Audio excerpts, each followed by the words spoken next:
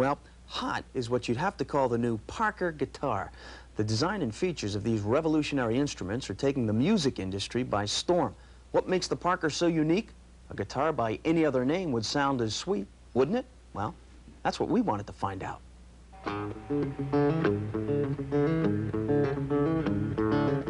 Electric guitars have basically not changed in their materials, character, or capabilities in the last 45 years. They really haven't been tinkered with in the meantime in any meaningful way. It would be an understatement to say that Ken Parker and his partner, Larry Fishman, are merely tinkering with music history. They've succeeded in developing an electric guitar that presents technological advances not found in any other guitar to date. Their instrument is called the Parker Fly.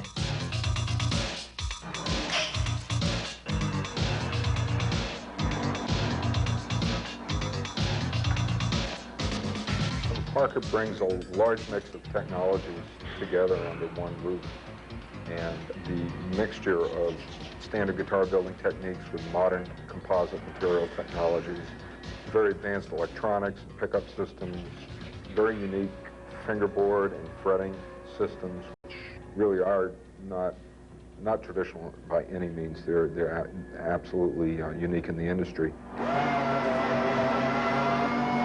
Cam. You wanted to go over the scraper thing? Ken Parker is the inventor of this unique guitar. For 15 years, Ken has been perfecting this instrument that he says many musicians were aching to have. They spoke of sore shoulders and backs, of necks that were hard to play, of hardware that corroded and fell apart, tuning pegs that didn't stay in tune, and these all on many of the premier instruments available to them. Ken's mission was to design a guitar that was lighter and easier to play.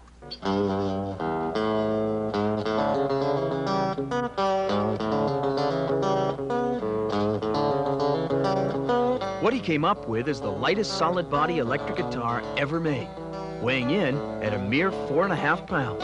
That's half the weight of a standard electric guitar. The Parker in particular is so ergonomically sound as far as not just the weight, but the way it plays, and the fact that you have comfortable access all the way up the neck.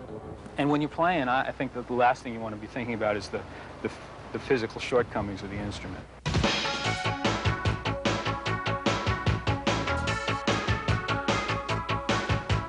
Strengthening the Parker guitar's neck and body involved some space-age technology. What we've done is to apply the carbon and glass fibers, high-temperature epoxy resin that bonds them to the wood fiber as a way of strengthening the lightweight tone woods that we use so that they can't elongate under the sustained stress load that the strings apply to a guitar neck. We believe that we're the first to combine these new materials to generate such a stable neck. While Ken Parker is responsible for the physical look of the Fly guitar, partner Larry Fishman is responsible for the sound this guitar creates.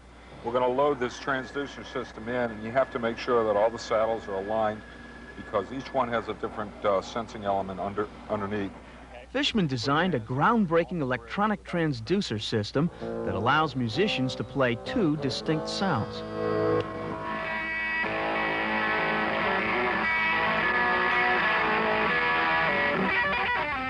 They are the aggressive sound of an electric guitar and the warm tones of an acoustic guitar.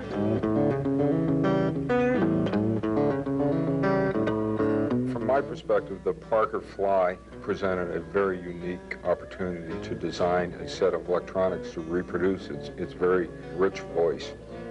This is really the best of the world. So you have a very stable, solid body format that does not have large resonant cavities, such as an acoustic guitar, which can cause problem resonances, but you have a very rich set of overtones and vibrations in the body that you can sense with a very sensitive transducer system. And what you get is a very wonderful sound that is normally not available on solid body electric instruments.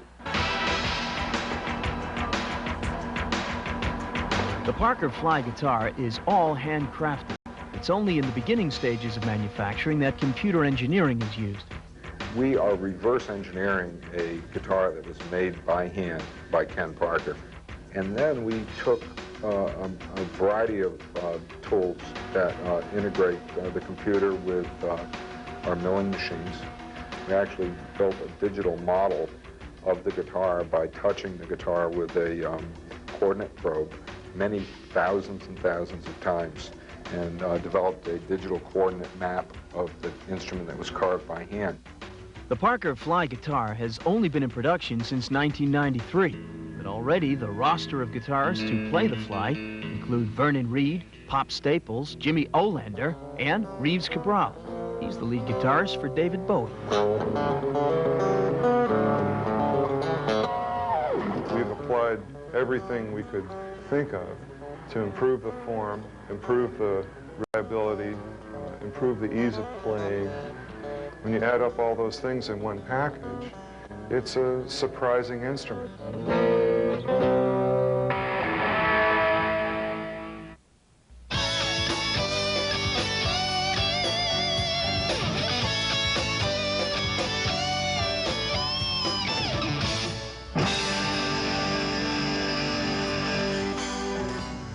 Who hasn't dreamt of being a rock star at some stage?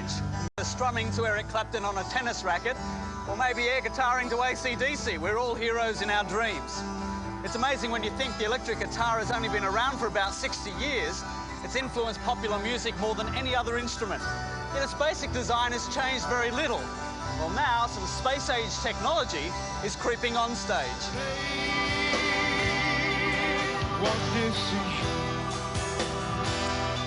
It doesn't look all that different. It's your basic guitar shape, and thanks to the sleek modern lines and deep sculpted contours, it has what guitarists are happy to call sex appeal. What does make this axe different is its weight, or more accurately, its lack of it. Tipping the scales at just 3 kilograms, the Fly, as it's been appropriately christened, is the lightest solid body guitar ever made, less than half the weight of a normal electric guitar. That's because it's made of softwood. Up until now, a definite design no-no in the eyes of electric guitar aficionados.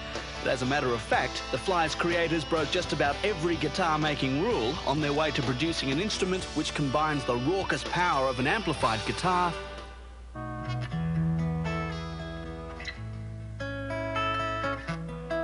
with the rich, resonant tone of an acoustic guitar.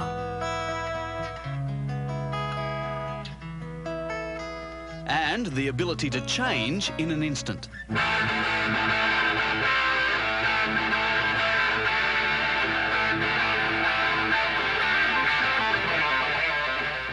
feeling is that the electric guitar hasn't been redesigned since the early 50s. And although the guitars that were designed back then have served musicians remarkably well, considering how the face of music has changed over those years, and it sure has changed, it's time to apply new technology and new ideas. Let's design a guitar that brings to the table all the attributes that we know we want in a guitar, but let's not be bounded by any of the manufacturing constraints that the rest of the world have put on guitars. The revolution started here on Larry's computer. He had a fundamental problem to solve. In the past, hardwood equaled strength, a quality needed in electric guitars. The sound that wood produced was entirely secondary. On the other hand, the choice of wood is crucial when building an acoustic, and softwoods produce the best tone. So, how to combine the two? This digital drawing is in fact a map, a complex set of instructions outlining a toolpath for a computerized milling machine. Painstakingly programmed, each dot represents a point on the piece of wood which will be touched by the probe. The chisel covers thousands of points on its detailed journey. Gradually, the Fly's contours emerge from the slab of basswood. But the fragile shape still needs strengthening, and on that rock, many other would-be guitar revolutionaries have faltered. They've tried metal, plastic, even aluminium. But this guitar's notes will soar thanks to aerospace technology. Dan's about to cover the thin wooden body in a composite material, in this case glass and carbon fibre. And that will form an exoskeleton, providing strength, but at the same time it'll still be supple, so that acoustic quality won't be lost. There you go.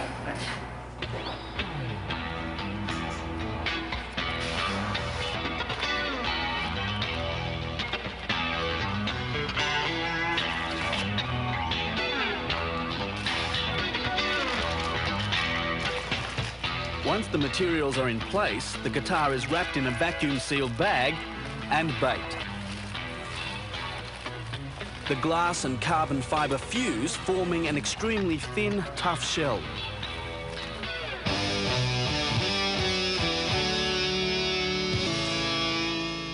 The other feature of the Fly is its electronics. The guitar has both magnetic and electronic pickups which sense each string at the bridge. The signal can then be filtered and enhanced through the guitar's sophisticated circuitry to produce a clean, rich tone. It combats a problem that's familiar to all guitarists working sort of in the electric realm, is that how do you amplify an acoustic guitar and not get it to feed back. And what's really cool about it is that you can switch. There's a switch, you can switch from the electric sound to the acoustic sound, which is pretty good actually.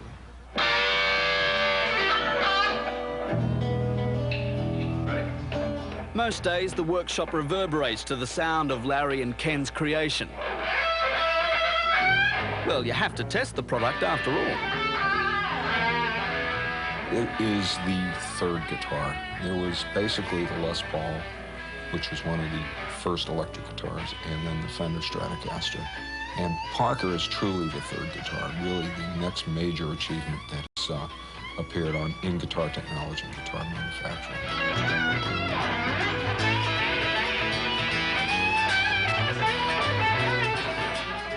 It is astonishingly different, according to some. It's light and it's stiff. It feels different in the hand, and yet with all the differences, it feels very familiar. The same experts who once decried Ken's work now hail the Fly as the revolution in the evolution of the guitar. Destined to bring joy to guitar lovers, the dreamers, and me.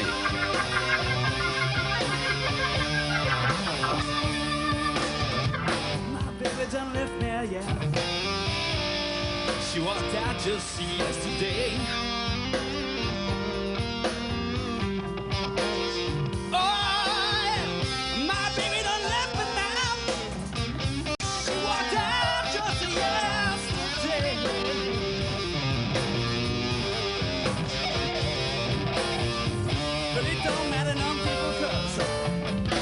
Just gonna pick up my guitar and play.